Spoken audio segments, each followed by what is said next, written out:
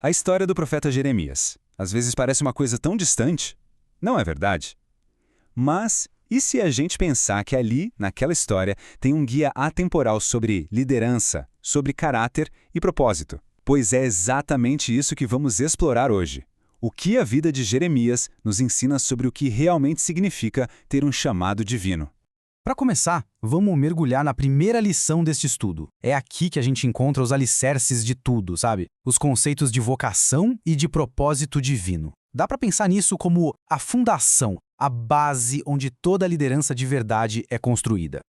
Então, o ponto de partida já é uma ideia bem forte, que o estudo chama de verdade prática. E ela diz o seguinte: liderança não é uma carreira que se escolhe, é na verdade uma resposta corajosa a um propósito divino que já existia antes mesmo da gente. Isso muda toda a perspectiva, não acha? Isso nos leva direto para o nosso primeiro grande tema, o chamado que vem de Deus. A ideia aqui é radical. O propósito de um líder não começa com uma decisão pessoal, mas sim com uma escolha divina, uma designação feita antes mesmo do nascimento. E este versículo, que o estudo chama de texto áureo, é o pilar de toda essa ideia. Antes que te formasse no ventre, te conheci. Reparação nas palavras. Conhecer, separar, nomear. Tudo isso acontece antes de nascer, o que mostra que a identidade de um líder vem direto de Deus. Com isso, a gente chega num conceito teológico fundamental, o tal do propósito soberano. O que isso quer dizer?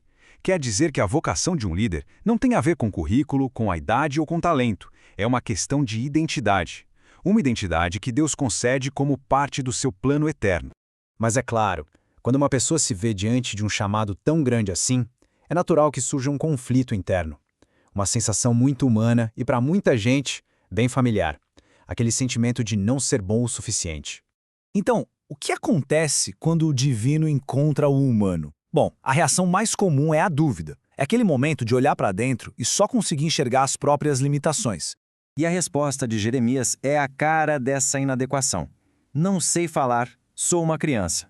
É uma reação de uma honestidade brutal, muito humana. Ele está totalmente focado nas suas limitações, se sentindo completamente despreparado para a tarefa. Só que a resposta de Deus é imediata e, uau, poderosa. Ele não nega a juventude de Jeremias, mas ele basicamente torna isso irrelevante. A ordem é não diga isso e a promessa é eu vou te capacitar. O chamado divino sempre vem com a capacitação divina. O foco não é a voz de Jeremias, mas sim as palavras de Deus na boca dele. E aqui tem um detalhe linguístico que aprofunda muito o nosso entendimento. A palavra hebraica, naar, que foi traduzida como menino, não fala só sobre a idade, sabe? Ela expressa um sentimento profundo de falta de experiência, de falta de autoridade. Ou seja, Jeremias não se sentia só jovem, ele se sentia insignificante. Certo. Então, qual é a tarefa que vem junto com esse chamado? É uma missão com duas faces, bem distintas, mas que não se separam. Elas definem o trabalho de um líder que foi vocacionado por Deus.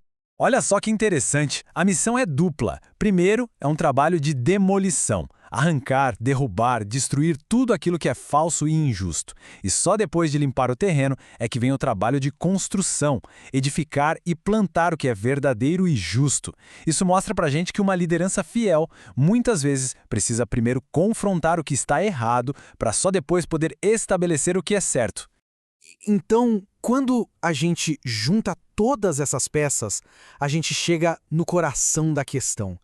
Essa lição sobre vocação e propósito nos leva a uma verdade fundamental sobre a natureza da liderança. Resumindo tudo, a gente tem 4 verdades centrais. Primeiro, o propósito vem de Deus e existe antes mesmo da gente. Segundo, o sentimento de inadequação é humano, mas a capacitação vem de Deus.